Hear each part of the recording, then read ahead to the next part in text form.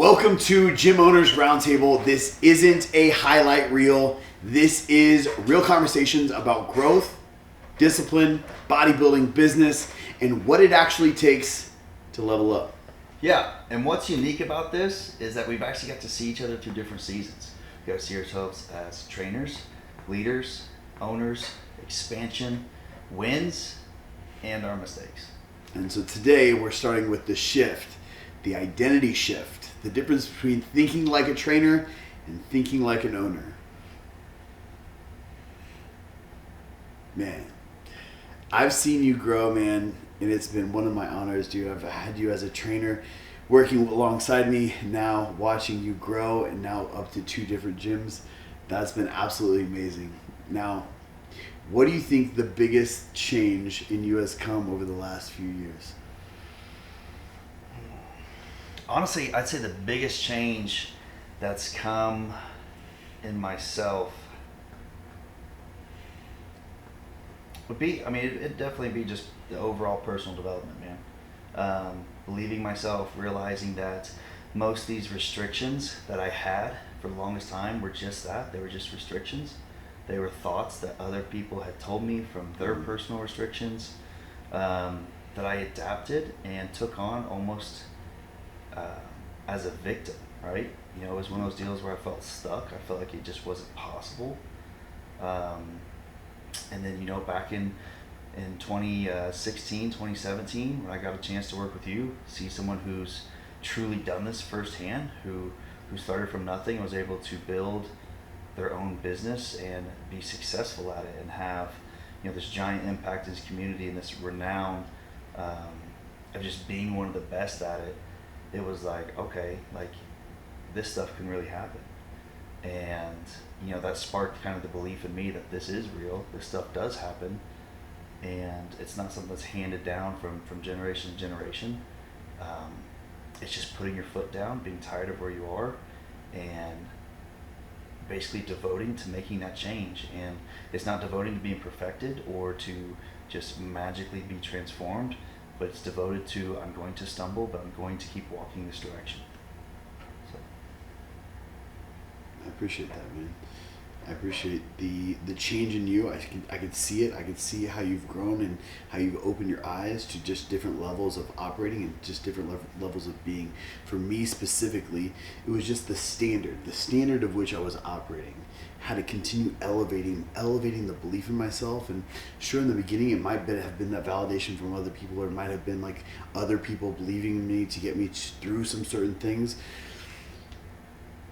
I think the biggest part, man, is dropping like that people-pleasing mentality. And I know we talked about this in the past, but dropping the people-pleasing mentality and being self-satisfied, being so consumed with wanting to grow and casting your worries and casting your eyes towards God and allowing whatever may happen to happen, but making sure that you're pushing and striving for every single day, elevating your standard, elevating your way of being, so that as a byproduct of who you are, you get to live. And I think, you know, there's so many times in my life where I'm not necessarily where I want to be, but I look at how much farther I've come, right? And I've just seen throughout the years, like, man, I'm so much farther than I used to be.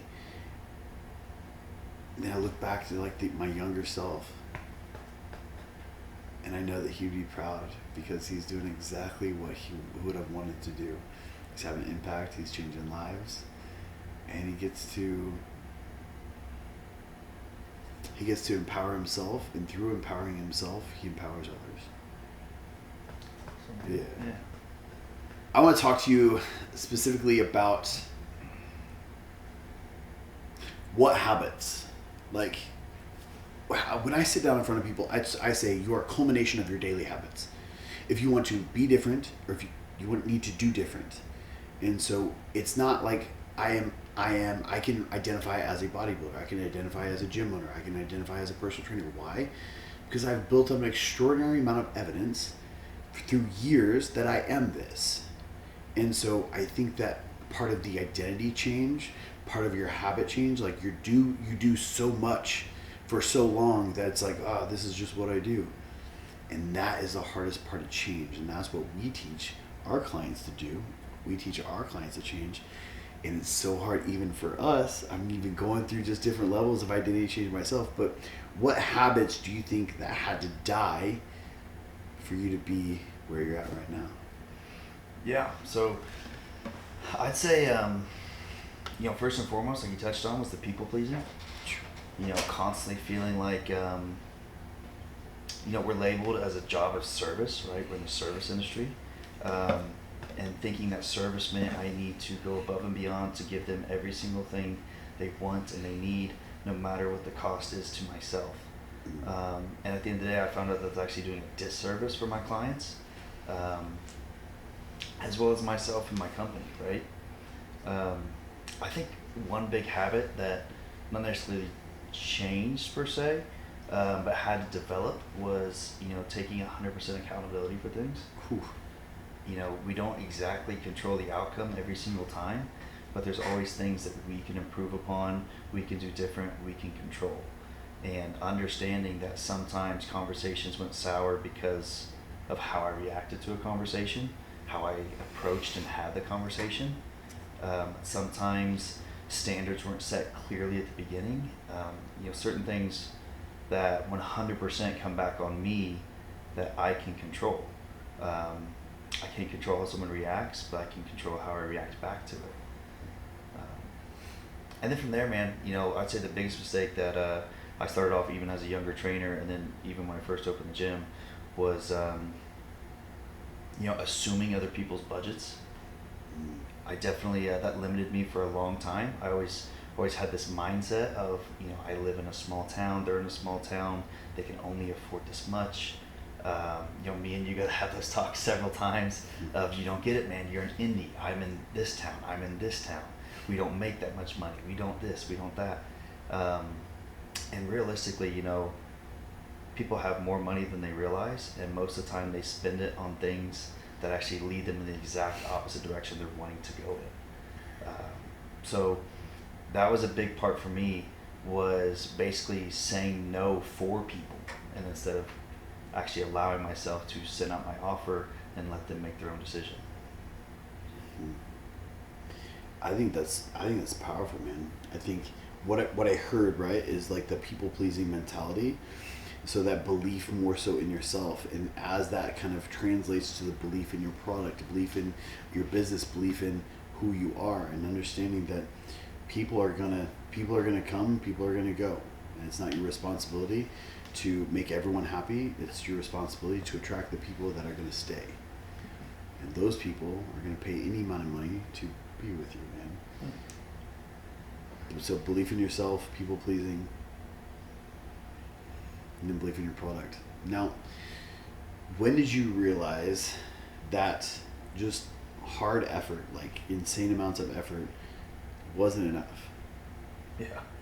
So, like anybody, when we dive into this, we think the harder I work, the more I'll get in return. That's how I was raised. I'm from a small town. I was raised up what we'll call Southern. So it was, you work hard, you get stuff for what you work hard, you should. So starting the gym, even training back in the day, I'd work 6-7 days a week, eventually 7 days a week, nonstop. Because I thought the more I did, the more I would produce. And the phrase always stood out to me, or it does now at least, that busy is not always productive. And to find what's most valuable and emphasize those things. So when I'm working at the gym 7 days a week and nothing's changing, right? If I miss a week, all of a sudden my income drops, right? Which panics everyone. So then we're right back to, I can't take time off. I can't be sick. I can't miss. And then eventually got to a point where it was either I had to choose between income or choose between seeing my family. And it was like, something has to change because this is not how this is supposed to be. Other business owners aren't like this. So why am I working either 7 days a week and never seeing my family, or I see my family and then I forfeit my income? And I realized there's something I'm missing here. What was the thing I was missing? Procedures, man, like an actual direction. Systems. Yeah. actually having a system set up to where processes can happen, even if I'm there or not there. But it allowed me to be efficient. It wasn't just running around like a chicken with my head cut off, checking boxes. It was a system, just like having a daily routine. It's no different than having a routine in your business and how certain tasks get done and performed. So. Interesting. The people that you hired actually do things. Yeah. Yeah. What mindset do you think keeps most trainers stuck? Man, I'm glad you asked me that question. What mindset do I think that keeps most trainers stuck?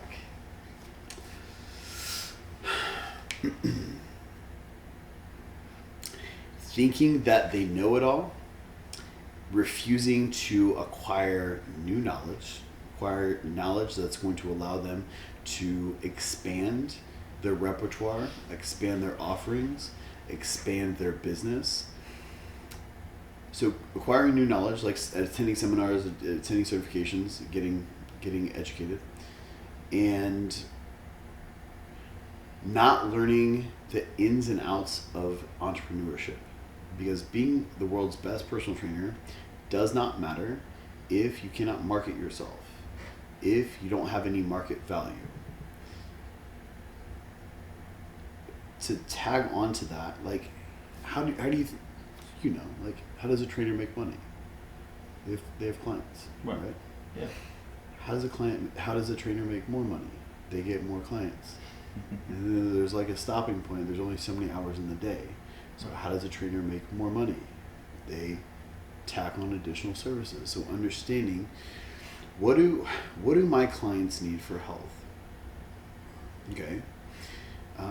Majority of everyone, including us, we take supplements.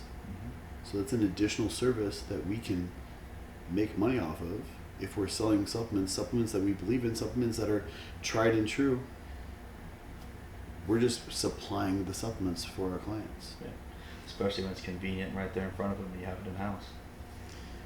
And then we have, exactly, right, convenience. This should be a one-stop shop. And then upgrading in services. Maybe you have a large group fitness member. That group fitness member has been doing it for a year and a half. What's the next step for them? Let's sell them into semi-private. Let's sell them into private. Let's get them on nutritional coaching. So having our clients cast more votes with dollars towards the person that they want to be in terms of supplements. Everyone takes supplements. Might as well be the proponent for them to be taking the supplements. A one-stop shop. If we have a meal prep service, being able to sell meal prep, being able to sell nutrition coaching, being able to upsell different services, being able to sell peptides, being able to have like a TRT clinic, or Yeah. if you don't know, like, let's get to learning, educate yourself. And so if we're just trading time for dollars, we are going to run out of time. And if we don't work, we are going to run out of dollars. And so being able to make money in different capacities as a personal trainer and being a one-stop shop for people is what's going to keep a trainer stuck and not learning or not growing. Do you think that trainers are either underpaid and or underdeveloped? I'm going to say, I'll put it to you like this. An expression that I learned a long time ago, and I absolutely fell in love with it, was you are and then you become. So if you are worth $15 a session, you'll become paid for $15 a session. If you are worth 45, you'll get paid for 45. So I think for the most part, it's it's one of two things that holds them back, right? It's either they don't have the skills or they don't have the mindset of what their own personal value is. So if they see themselves only worth so much money, that's going to make them paid exactly where they are. That's a mindset issue. That's something that they need to have some personal development in, right? If they can only put you through a 30-minute workout on a gym floor, then that's all they're selling. That's all they're worth to you. If they're able to do that plus write a workout plan, that plus a workout plan and nutrition, that plus that and supplement advice, sales, whatever it may be, what they're able to do, they will then be paid for. So I'm going to say that most trainers actually make exactly what they should be, or at the time, so to speak, and then it's actually on the trainer to make themselves more valuable and worth more. And as you are more valuable and worth more, you will make more.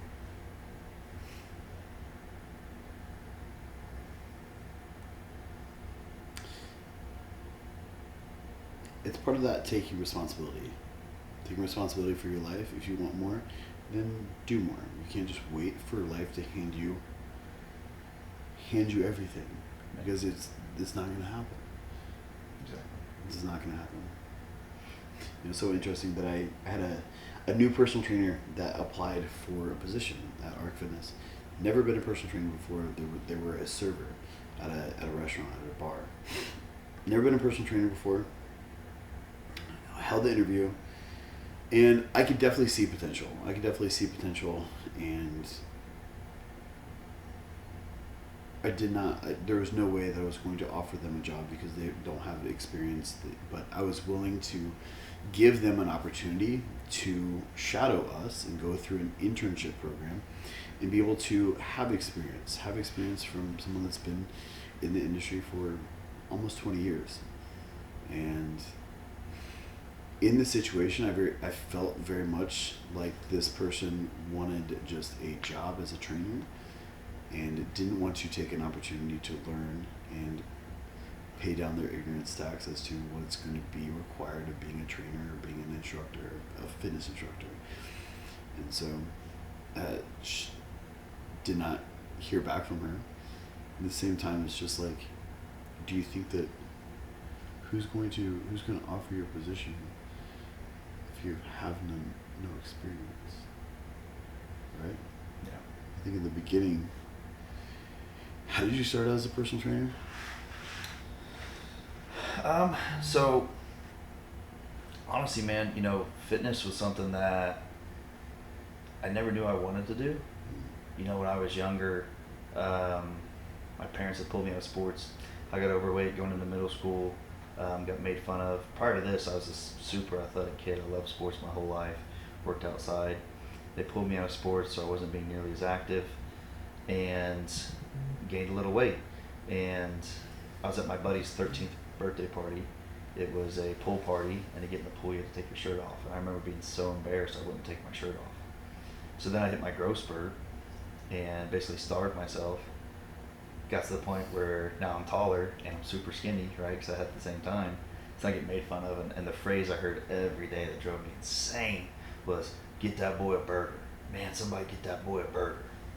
And it drove me nuts, dude. And honestly, even in high school, I didn't like lifting. When I was 18, my parents had split. Things weren't exactly cordial. I got to a point of I was probably headed to 6x6 or even 6 foot under, just with some of the crowds I was running around with that I definitely shouldn't have been. And a gentleman named Mike Hanna grabbed me and was like, "Hey man, we're going to the gym." And I'm like, "No, dude, I don't like the gym." He's like, "No, we're going." So we go to the gym, and he's like, "What do you want to do?" And like every young man, right? I'm like, "Let's do chest, 100%. Bench press. Hell yeah. And I remember seeing Mike, who's maybe 5'6" at the time, 5'7", looked like he was stocky, but nothing crazy. I remember he hit 315. I'm like, "Dude, this is crazy, man. This is strong." Mm-hmm. And then all of a sudden, he's like, "Let's throw another plate on." And I'm like, "No way." And I remember he took off this long sleeve shirt. He's wearing this old school Razorback cut off, Gold's Gym tank top, and sat down, cranked out 405 for like 5 or 6 reps. And I'm just like, dude. And at that point, I'm hooked. And unfortunately, when I got hooked, it was primarily more for definitely not the right reasons, right? Sure. It was to pull chicks. Let's be Look real. sweet, bro. Yeah, man. I want to take my shirt off. I want to be sweet. All the girls are gonna be following me. Yeah. It's not true. It's not fucking true. No, you'll get a bunch of guys. That's A bunch of guys sliding in your DMs, bro. Bro. Yeah. But so yeah, man. So then after about 6 months of working out, I wasn't angry anymore. I didn't have these issues, these thoughts. I found myself doing whatever I needed to get to the gym because of that release. I didn't want to hang out with those people anymore. I didn't want to do all kinds of different things. that I thought at the time were okay, and looking back, it's clearly not okay. Yeah, man. And then it kind of struck me. I'm like, man, fitness has turned me from someone who at, this age versus this age is 6 months difference. Not just obviously the physical changes, because there was some, but the internal changes that happened. I was like, holy crap, dude, this completely just changed my whole mindset towards everything. And I'm like, this is what I want to do. I want to give this to other people. Like, I want other people to realize this change that can happen within them. So applied out, got a job at Anytime Fitness as a trainer, and worked my way from there. So you went straight into training people. Did you ever train anyone for free? Yeah, I kind of did the typical, your friend reaches out, a family member reaches out and was like, hey man, you work out, what do you do? Can you help me with a plan? And, the only thing I knew back then was like basically a bro split. It's like, yeah man, you just gotta be more active than what you eat, and chicken, rice, broccoli, and foods like that, like eggs, the typical thing you see online at that age, right? So All that to say, like, in the very beginning, you found a love for it, found a passion for it. And then you gave away your services because you knew that you weren't very good, and that if someone wanted to, someone wanted to change, they came to you, but you didn't have the belief in yourself that you were qualified to help them, so you gave them a service. And you helped them with, maybe you helped them out of the gym, maybe you write a program for them, maybe you helped them out a little bit more with nutrition, what you knew.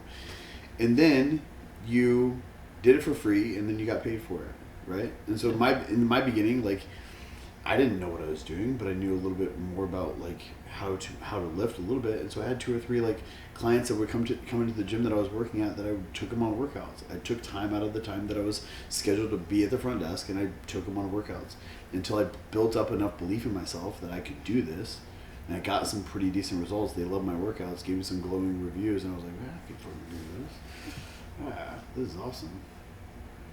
So then going from that, from being a trainer who obviously we don't have a lot of responsibilities outside of our clients, to then opening your own business, to then opening your own gym, what was your first real ownership pressure moment, we'll call it? Ooh, it was my first real ownership pressure.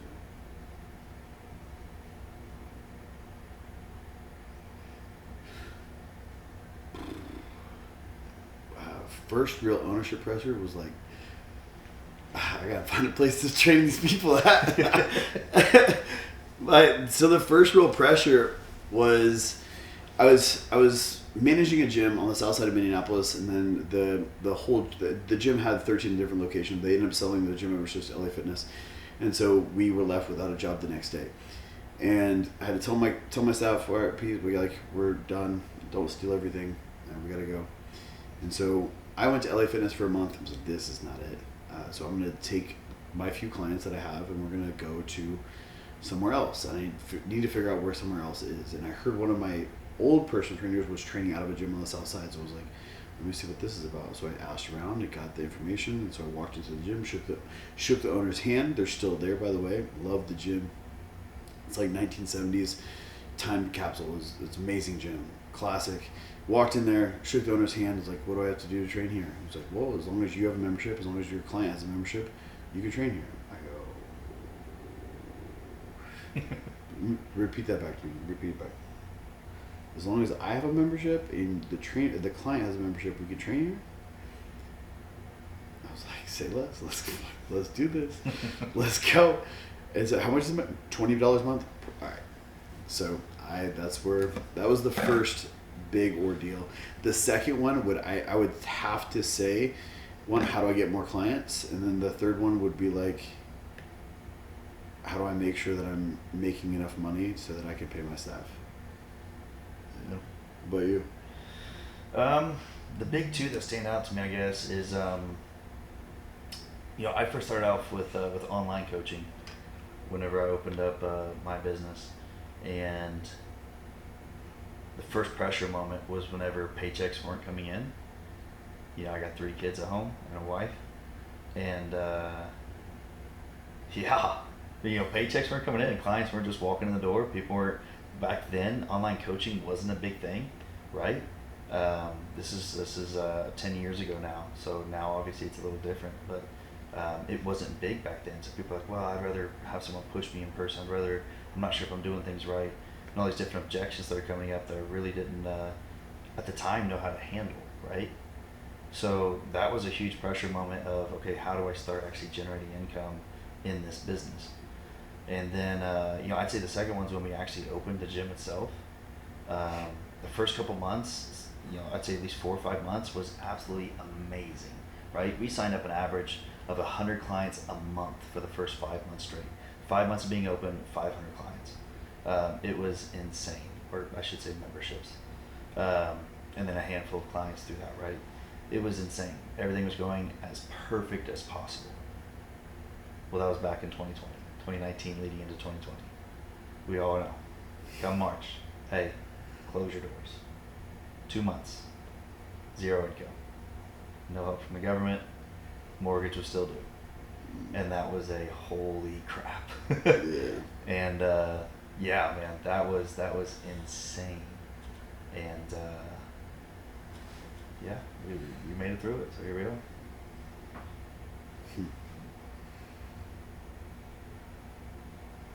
A lot of different adversity to overcome as an owner, because the responsibility just feels heavier, right? Now, if someone says that they want more but they refuse to stay responsible, or they avoid responsibility, what do you say to them? Yeah, man. What we avoid controls us. Oof.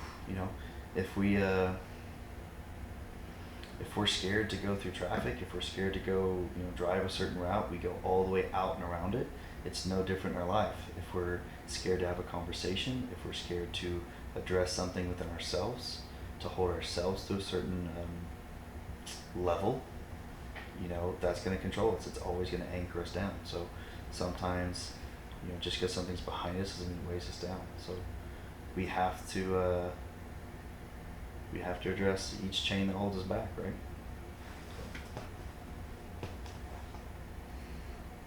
I would absolutely agree.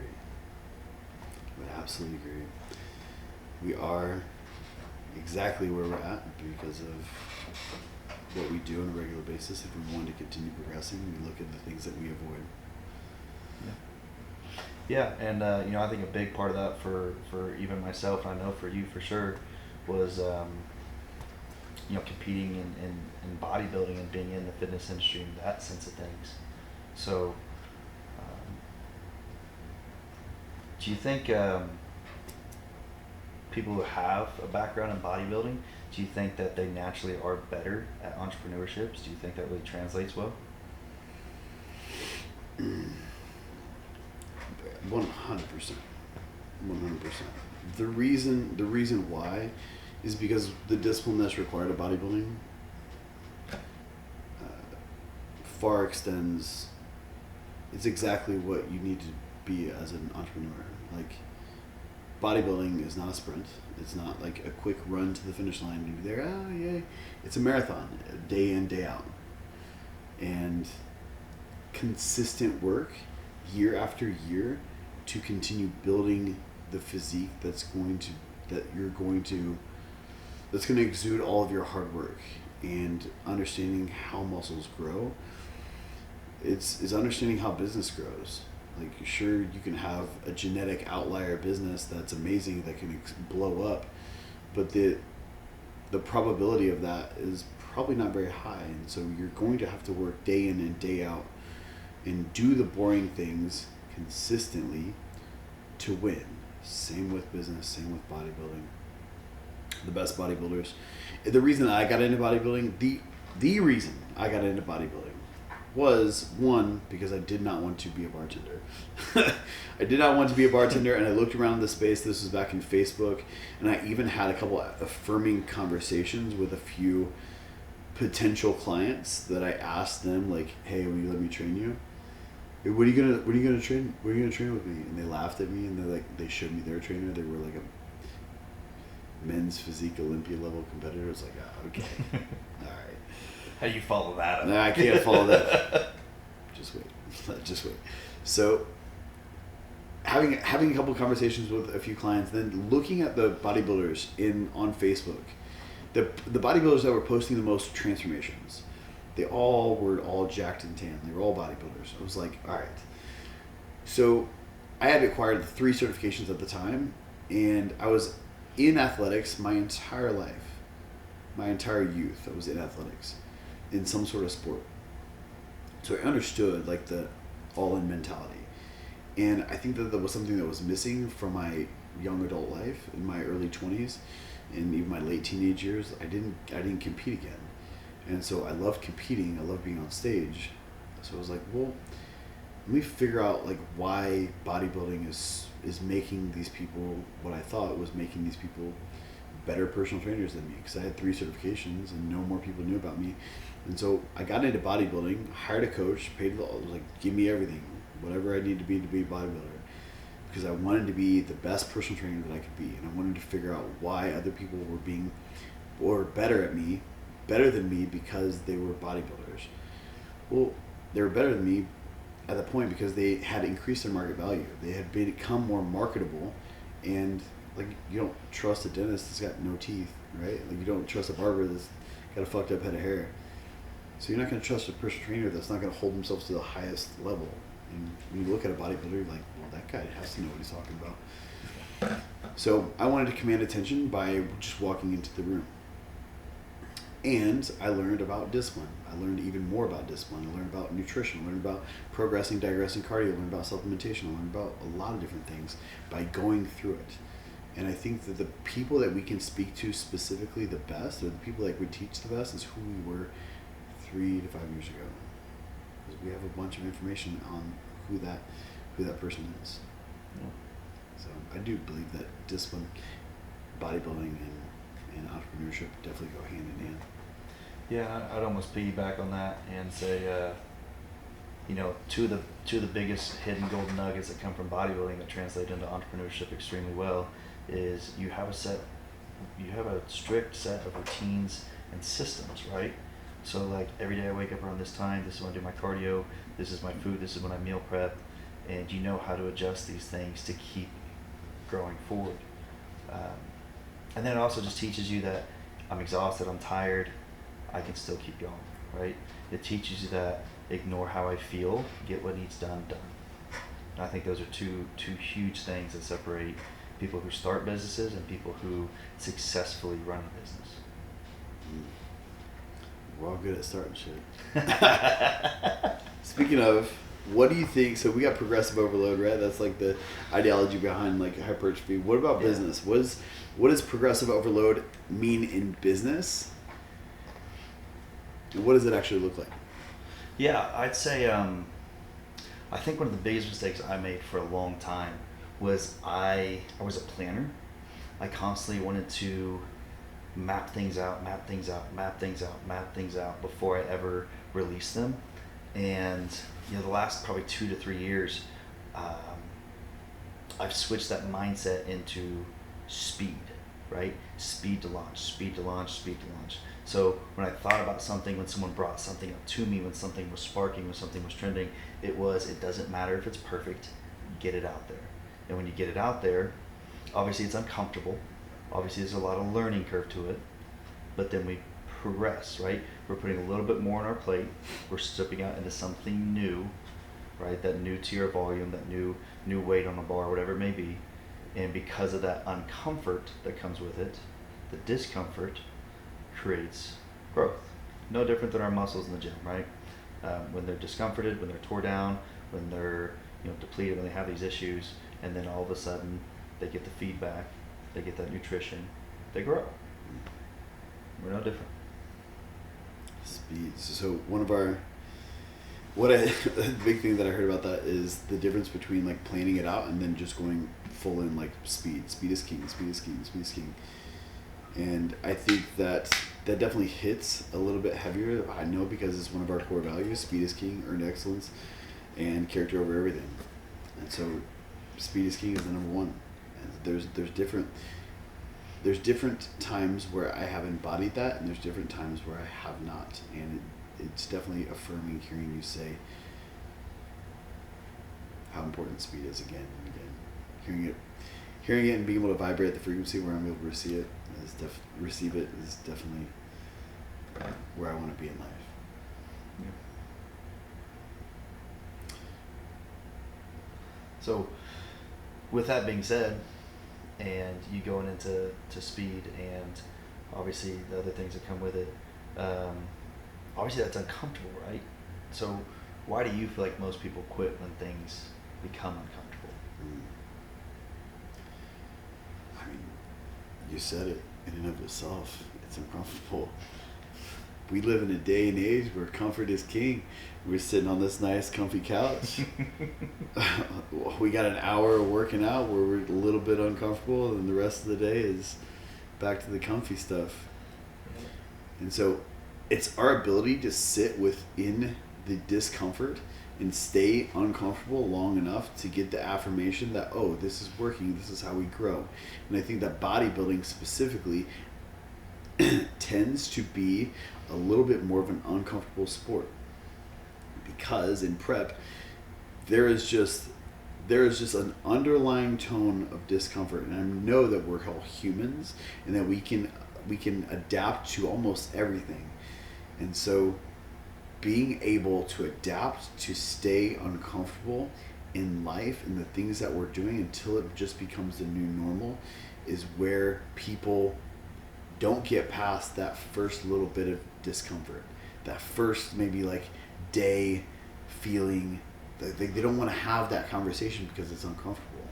They don't want to have that work session because working for more than 2 hours at a time is a little uncomfortable.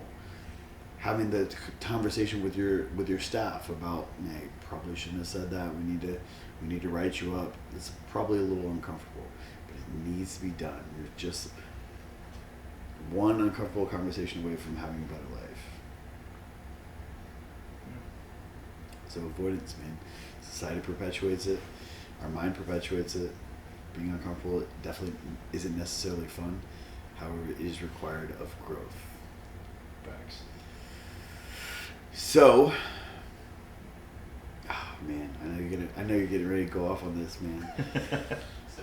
I know that you're getting ready to go off on this. Discipline versus motivation.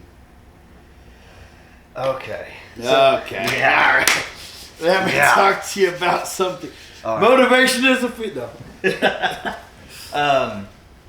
I'll give you this, man. I'll go at a slightly different angle than I traditionally hear people talk about it.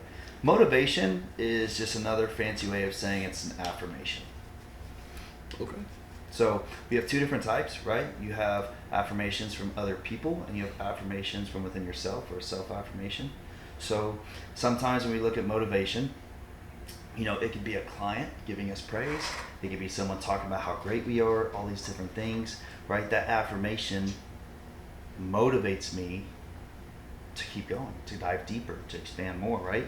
It's gotten me re-excited, and it's an affirmation. Or sometimes it's looking in a mirror, remembering things you've done in the past. You watch a video, it gets you excited inside. You have all these different things. You start coming through all these, like, I can figure this out. I can do this. I can do this. You start having that self-affirmation of I can do this, right? You have all these solutions.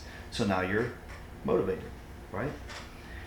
Discipline, one of the best ways I ever heard discipline put was, discipline is making your non-negotiables even non-negotiable to yourself. So setting standards of what it is, right? So another example I'll call it is, discipline is a self-expectation. Discipline is, I wake up at 5 a.m., so I do.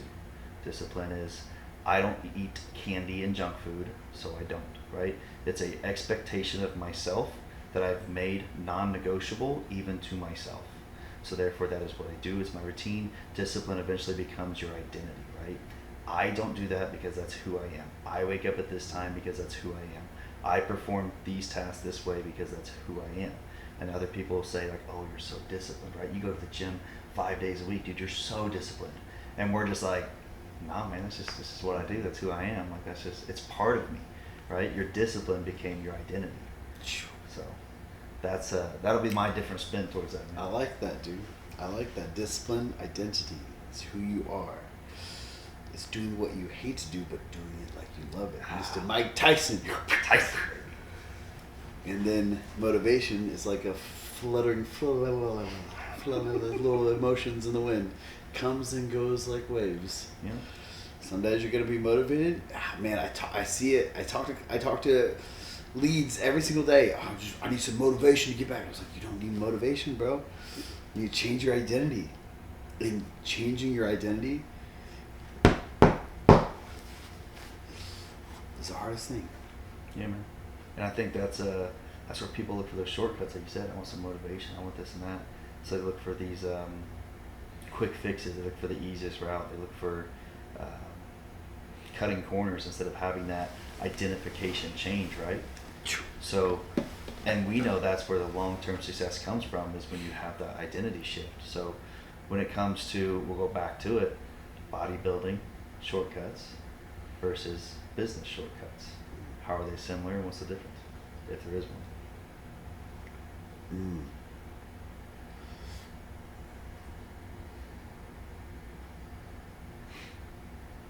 Bodybuilding shortcuts and business shortcuts.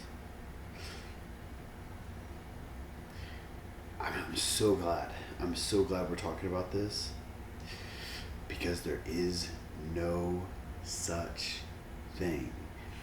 Business entrepreneurship will expose you. It will expose your weaknesses, and your weaknesses will show up in reference to how much money is in your bank account.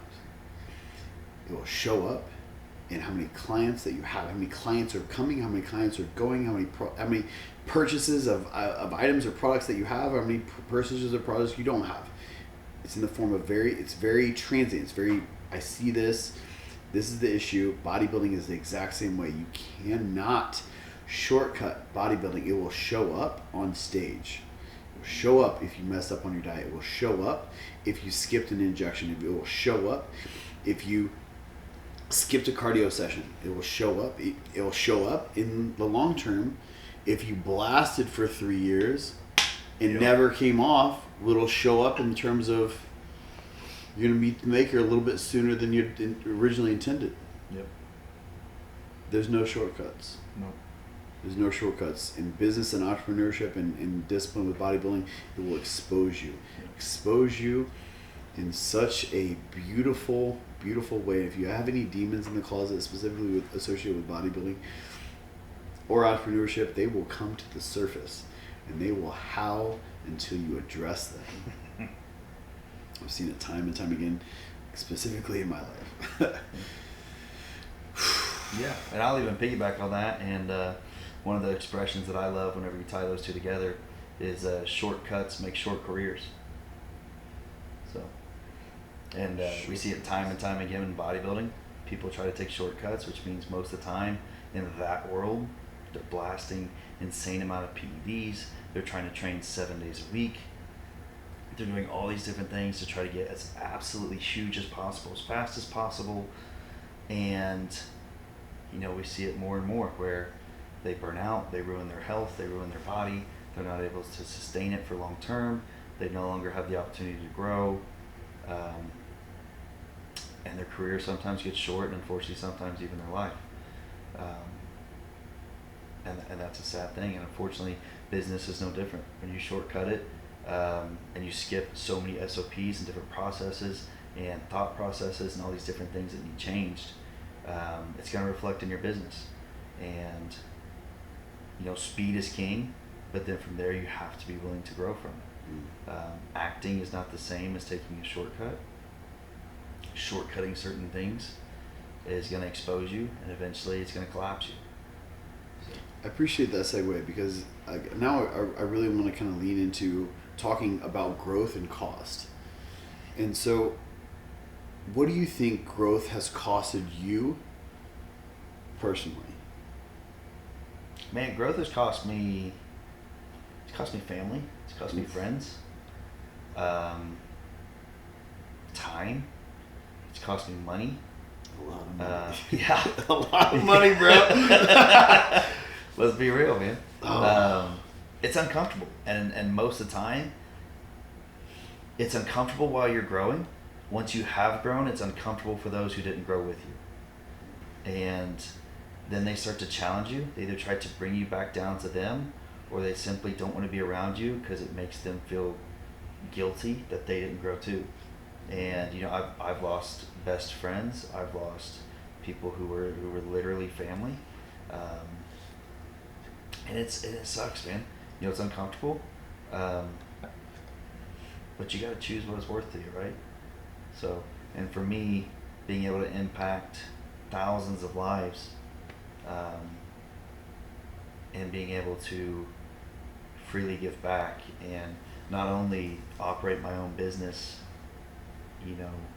but operate my business exactly how I choose to, right? We're a faith-based gym, and in 2026, that's not exactly popular. But, I chose to do that, and God provided a way and blessed us. And unfortunately, there has been several people that we've left behind. And the biggest analogy I learned in my life that I absolutely love this, and I think I actually got to share this with you once, that helped me a lot, was people in your life are represented by the parts of a tree. And most people in our lives are leaves, right? They're there to provide a little shade. They're there to look pretty for a very short amount of time. And when a season changes, they fall off. Some people are branches, Some are longer than thicker than others. Some, pause, don't do that. And, sometimes, unfortunately, some of those branches stay for a long time. Sometimes we step out on those branches and they fall on us. And, we've all had that. We've all had a person who thought was going to be there for so long, and then when we needed them, that branch broke off. And in reality, in our lives, if we have 5, 6, 7, 8, 9, 10 roots, we're blessed, man. We're so blessed to have those people. And, when you take care of a tree, you water the roots, not the leaves. And you should never be upset with someone for playing the part of your tree that they are. So it goes back to the thing where I said growth versus cost, or growth and cost, right? Was growth cost you personally? You said that you lost family, you lost friends, but I challenge you in saying that did you really lose them, or did you just outgrow them? Expose them. Exposed, right? Man, you talked about relationships and how they changed. Now, when was the first time you were questioning yourself? I can't wait to hear this, man. Oh. When's your first time you questioned yourself? Oh, well, it started back in I'm just kidding. Well, when I looked down, I knew that I wasn't working with much. Man, well, so we'll address this in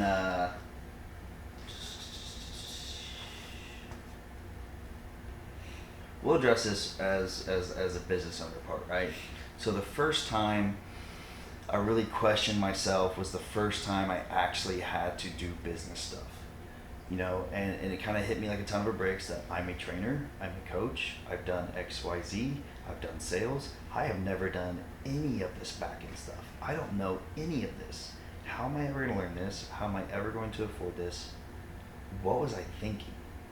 Maybe I should just decide to go back and work for someone else. Maybe this isn't what I'm meant to be. I mean, my brain is spinning. And yeah, man. And then, eventually you just, you snap out of it. Like I said earlier, one or two things kind of happen, man.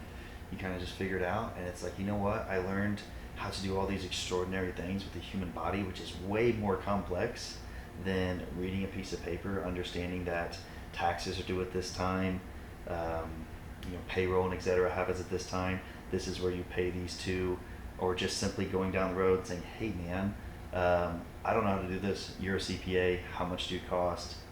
Let's do this. And that was the biggest thing. So with that,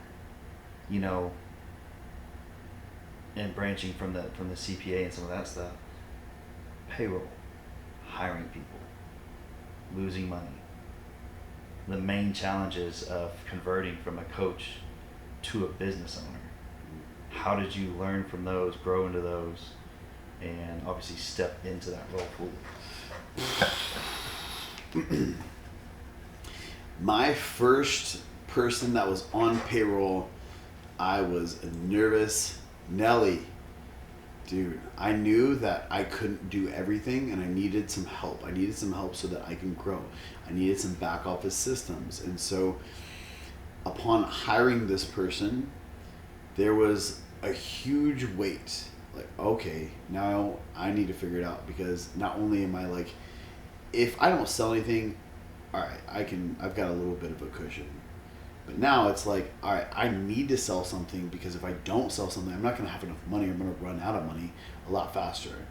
And so it required me to become a different individual. And so instead of like charging for sessions or like paid in full for months, I had to move people to EFT, like monthly recurring basis, so that I had a guaranteed amount of money that was coming in so that I could pay for the staff. So I think it requires a little bit of friction so that we can grow from that friction of the being a little bit more uncomfortable and putting yourself, it's like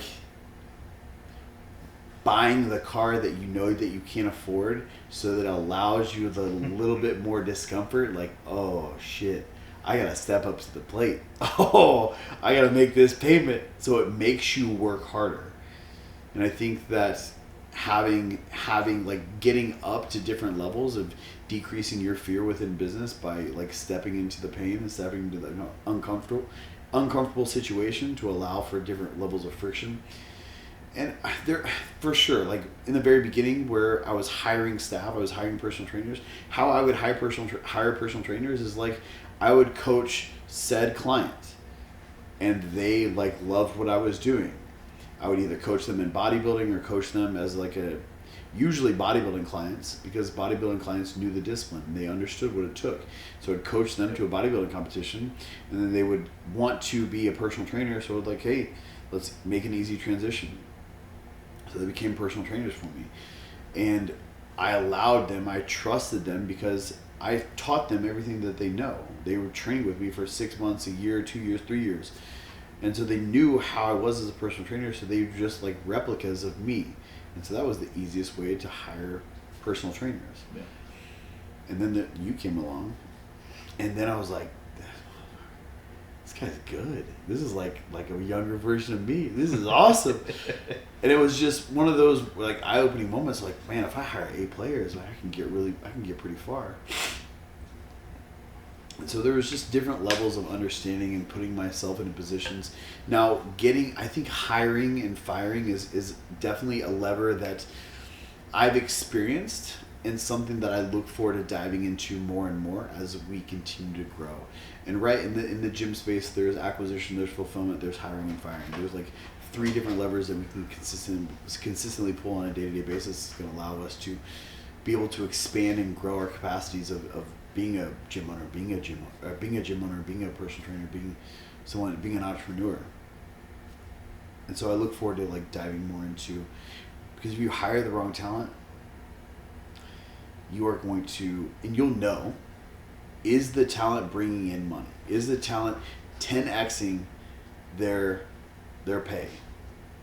Are they bringing in more money than what they're worth? If no, then probably need to go back to the drawing board, or need to teach them up or coach them up. Yeah. If you can't coach them up, it's time to move on. Yeah, and I think that was a big part of it for me as well. Is like, that's obviously extremely uncomfortable, right? For the record, I had not bodybuilded yet when he hired me. That was not something I'd ever done. You were pretty strict on your food there, bro. I was obsessed. You were obsessed. I was wrong, but I was obsessed. You were obsessed. We would go out to dinner and be like, I'm not eating. I'm like, bro. Yeah. Yeah, I thought that's what it took though, man. But yeah, and I think one thing with payroll too, like you talked about, are they 10x in their return? One thing that I kind of had to step back and realize too when I hired an employee is sometimes the 10x of return was my time, right? So hiring someone to take away daily tasks that may not necessarily bring in a lot of money, it may just maintain the money that then freed up my time to get back to what I am most valuable about in the company at that time, or even currently right now, it's sales, right? So if they are taking all these tasks off my plate, where I'm now completely available to make sales, is the company's income still growing? So it's still comes back to the same concept. A good employee should always make you money, never cost you money. So yeah, sometimes it's a matter of the money they make is just the ability for me to do where I'm most valuable instead of handling these tasks. I can delegate this off and step into what actually has the most return on investment of my time. I think acquisition is a funny game because acquisition, you're like acquiring clients, right? And to be good at acquiring clients, you have to be equally as good as acquiring talent. Mm-hmm. And I think for your ability to grow and expand, you can scale 3 different ways. You either become more efficient at the things that you do, you can hire it out, or you can automate it. That's it. That's it. All you can do. Become more efficient. That's how you scale. Hire it out. Hire other people to do the things that you're either not good at or you don't want to do anymore, or automate. And so, which one of those are you at right now? Actually, we're in the middle of getting to hire out, man. Obviously, I know there's a small difference between our companies, and since that yours is a lot more training studio based. Mine are more commercial gym status, where we do have a large influx of members. You know, my one gym is 10,000 square feet, the other's 15,000 square feet.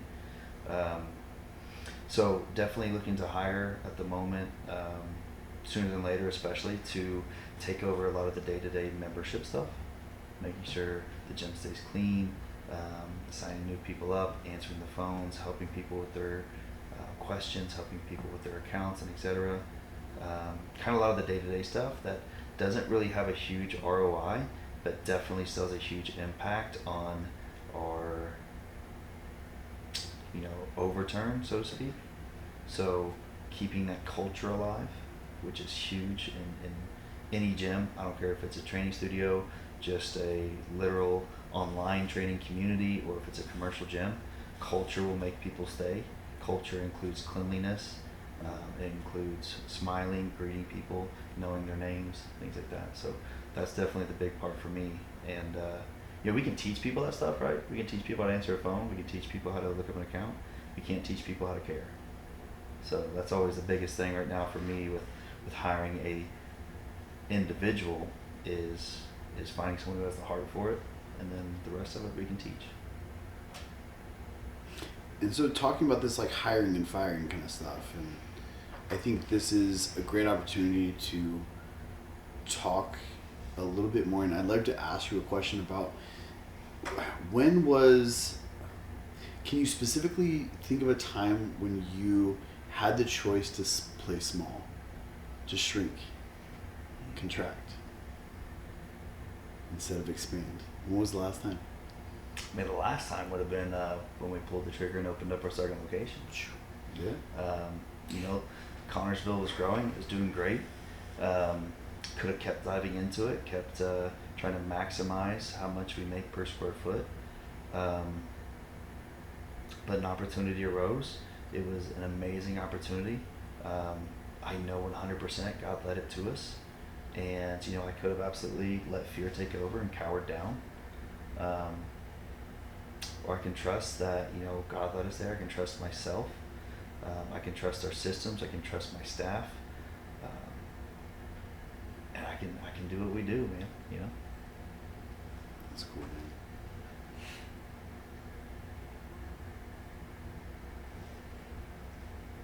What about you? I know you're you just expanded.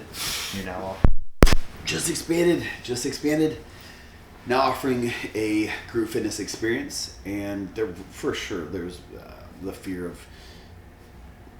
of taking on additional money per square foot, taking on additional note, and what if we don't make it? I think the more that you push through like different barriers and continue to prove to yourself that you can, that you'll be fine, you'll be taken care of, I think the less it becomes such a heavy weight, the more that you're able to push through discomfort and fears, because they say fear is like an ocean wide and an inch deep, meaning it looks a lot scarier. And then when you get into it, you realize, oh, this isn't so bad. I can do this forever. I think that I had such a big part of my identity of my safety blanket in being a personal trainer, and a really good personal trainer, like a profound person that just cares so much about his clients. And over the past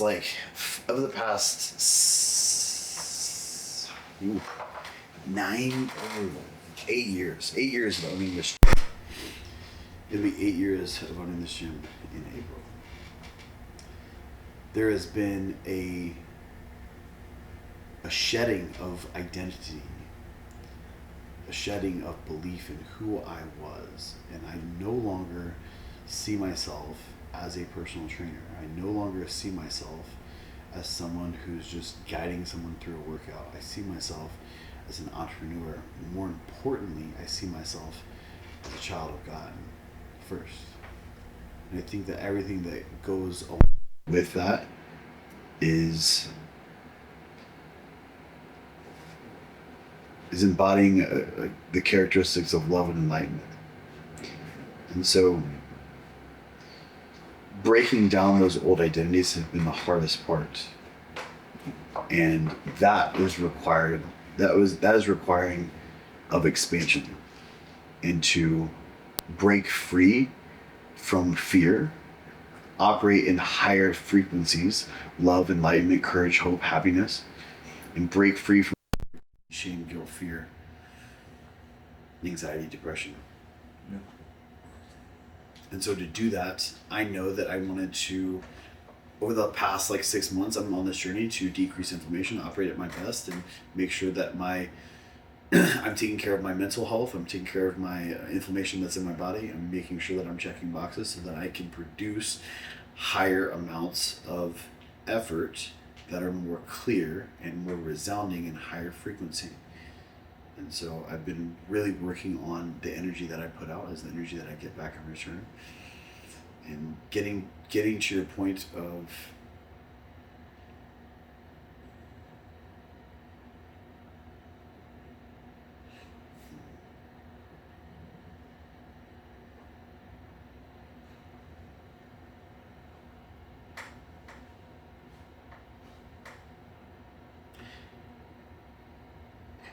your point of playing small.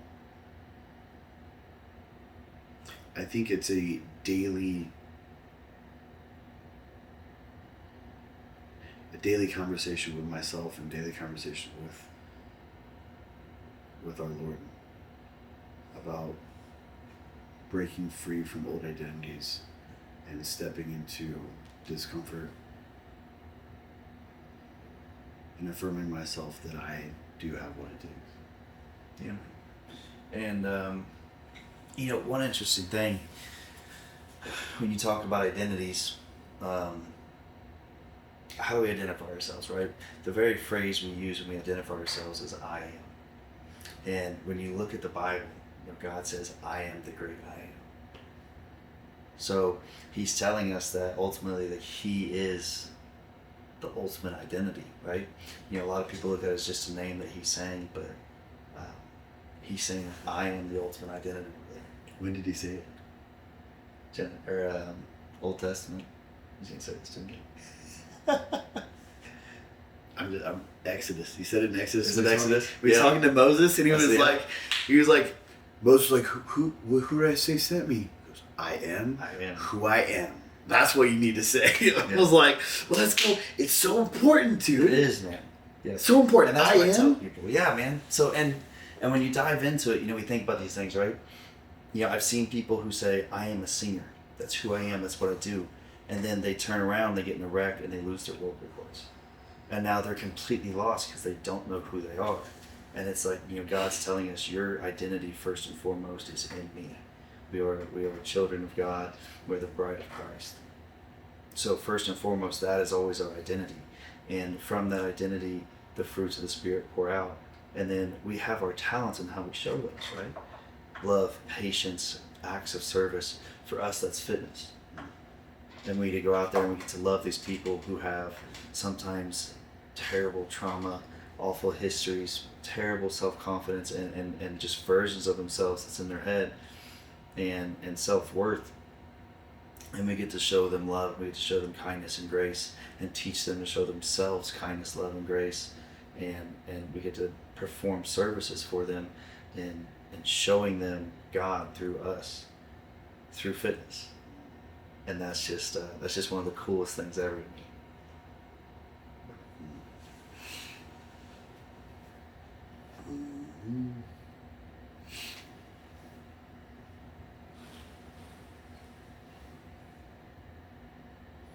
And I know one story I got to tell Darius a little while back. That definitely I think changed kind of the trajectory of my gym and my businesses and stuff completely. Was last January I started reading a book called Leadership Not by the Book. It's actually by the guy who started Hobby Lobby, and he talks about how his businesses were struggling and he was trying to do all these different things and he couldn't make it out of his garage and all this stuff that's going on. And finally he had the honest conversation with himself of what am I doing with my business? Am I chasing money, or am I chasing impact on people's lives, or what am I doing? And he finally took a step back and he's like, you know what, God, you gave me all this is from you, this is your business, I am simply a steward. This is the way for us to show your love and all these different things. And I prayed it. I was like, that's awesome. I love it so much. I prayed it that Sunday. And the next Monday, my wife, like most wives do, loves to rearrange. She's rearranging the office. And when we first opened, her and the kids bought me this little plaque that said Charles Murray, owner/CEO. And she was like, babe, I'm so sorry. I'm like, for what? You rearrange all the time. Like, this is nothing new. And she's like, I was pushing your desk back. I didn't realize your plaque was up top. She goes, and it fell off and broke. And I really wasn't thinking much of it at the time, so I'm like, you know what, like, it's nothing. Maybe I'm glad you guys bought it for me. It's an accident. It is what it is. And she goes, well, most of it's still together, so we could probably glue this one part back on. And all that was left was Charles Murray, CEO, the owner part broke off. And I was like, you know what, God, I hear you. And that was a huge change in our trajectory. That's when I started believing in myself, and not just myself, but the business itself. And that was huge for me. And now it's non-negotiable. Faith is a part of my gym, no matter what. So I guess I'll tie that in. For your business, what was a non-negotiable you feel like that changed your trajectory?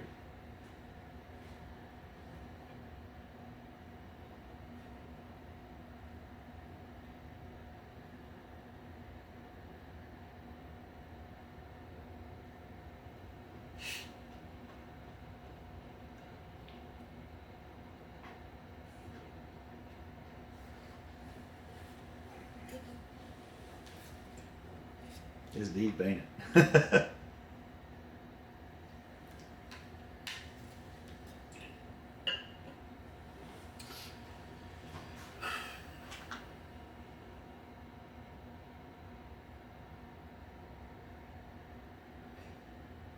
I think in the beginning of my business, I was so motivated by fear of failing, and I was running away from who I was.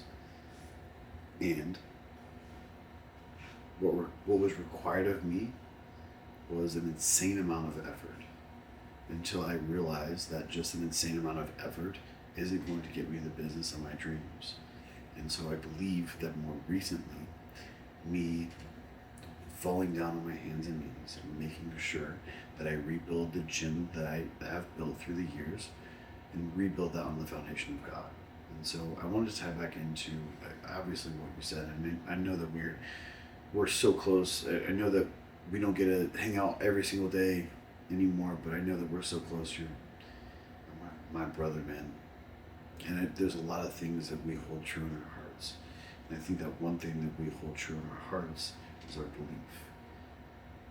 My belief, your belief in that higher power, in God. He died on the cross for our sins, and He's preparing a place for us, is a non-negotiable in my life. I want to make sure that I bring it up in every conversation that I have, and I want to look for Christ in every interaction that I have. So that's definitely becoming non-negotiable. And I think about my ability to work hard, and my ability to care. And so I have a lot of affirming qualities towards like this notion of being a people pleaser, and I've got broken away from those, but I still have attributes that allow other people to feel cared for, and I can raise my attention and intention in every single conversation. And I think that that is a non-negotiable for me. Is to make people, is to allow people to feel heard and seen, and to feel valued. And that's a non-negotiable to have in my business, that I think that God has afforded me through the trials and tribulations that He's placed in my life. So Yeah, and as blessed as I am, that I've got to see all the growth that's happened through the time that we've known each other, man. I think one thing that stands out that I'll kind of praise you on is, there was a moment. Obviously, you're at an all-time low. I won't discuss it or make it a big deal, but the coolest part about it was that you took and you did nothing but learn how to grow from it, and from that day forward, true personal growth from you became absolutely non-negotiable. And you've chased that in every aspect, not only of your life, but of your faith, of your character as a man. And it's been so cool to see from afar, from where I'm at, and when we do hang out with each other. But just seeing like the absolute insane change that you made from then to now, and the fact that you're still every day trying to find a way to continue to grow, whether that's in your mindset, in your business, in your faith, in your relationships, making things intentional. Um, I'd say a huge part of your business that really took off, man, was when you made personal growth non-negotiable to yourself. And it's been really, really cool to see from the outside.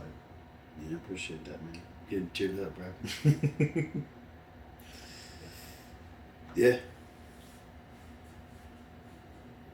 So, obviously, with that personal growth, and like I said, even with the business itself, man, you've done great. I remember you told me one year, you're like, I'm gonna gross $1 million this year, and I was like, okay, like, that's cool, man. I know you do great. That's an insane amount of money, right? Back when I still had a lot of this very smaller mindset. And man, if you didn't hit it, you were within just a couple grand of it. That's insane to me. What do you feel like really? What do you feel like you actually changed that moved that needle in the right direction?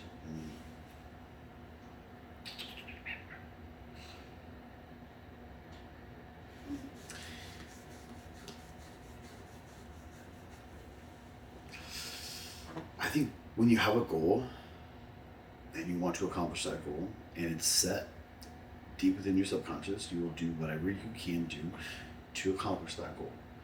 And my mindset, when I have a goal in front of me, I will do anything that is legal to make sure that I accomplish that goal. And so it's not just one of these, oh, I hope I get it. It was deeply set in my head, my mind, that I needed to accomplish this goal, whatever it takes. Now, what I did was I spent a lot of time, effort, and money to accomplish that goal.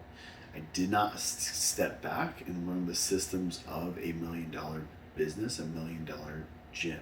I just went all in an insane amount of effort, insane amount of time on getting new clients, and then spreading my attention too thin. And so now, taking a step back and realizing to actually build a sustainable $1 million a year gym, I need to develop the systems. I need to step back and look at the bottlenecks in our business, and then attack that with an insane amount of effort that I've done before. And so instead of just worrying about making money, I need to think about what part of the business is our biggest bottleneck in growing, and then spend all of my attention into that. And that's allowed me and required of me the ability to take a step back from what I was doing before and get into the parts of the business that are going to be required for me to hit the next level. Yeah. Yeah, stepping out of the business to step up the business. There you go.